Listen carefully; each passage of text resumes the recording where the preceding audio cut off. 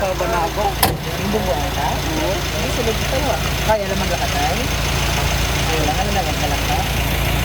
Tumugon sa tawag ng Disaster Risk Reduction and Management Office ang UNTV News and Rescue Team tungkol sa isang aksidente sa Gatsulo Street, Bacolod City, pasado alauna kaninang madaling araw, February 6. Isang 74 anyos na tricycle driver ang sugatan matapos mabundol ng kotse.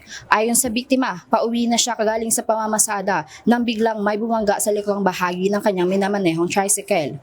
Kasi blaga niya yung katunod sa akin. Ano nagpunggo? Sino tayo? Auto. Auto? Sige, sandali. Pangalan niya Phil. Sa lakas ng impact, tumilapon ang matanda na nagresulta ng pagtama ng kanyang balikat, pagkakaroon ng bukol at pagkasugat sa likurang bahagi ng ulo nito.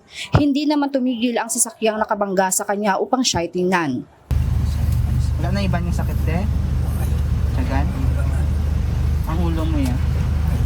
Agad na nilapatan ng paunang lunas ng UNTV News and Rescue Team ang biktima sa pamamagitan ng pag-apply ng cold compress sa nabagang bahagi ng ulo at arm sling sa balikat nito. Matapos ang pagsusuri at pagbigay ng first aid, tumanggi na ang biktimang magpadala pa sa ospital. Gayunman, pinayuhan pa rin ng team ang biktima na magpasuri sa doktor.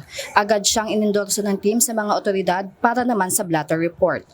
Sa mga nangangailangan ng agarang tulong sa panahon ng aksidente o sakuna, maaari makipag-ugnayan sa UNTV News and Rescue Hotline 8911 UNTV o 8911-8688. Roan Reyes, UNTV News and Rescue.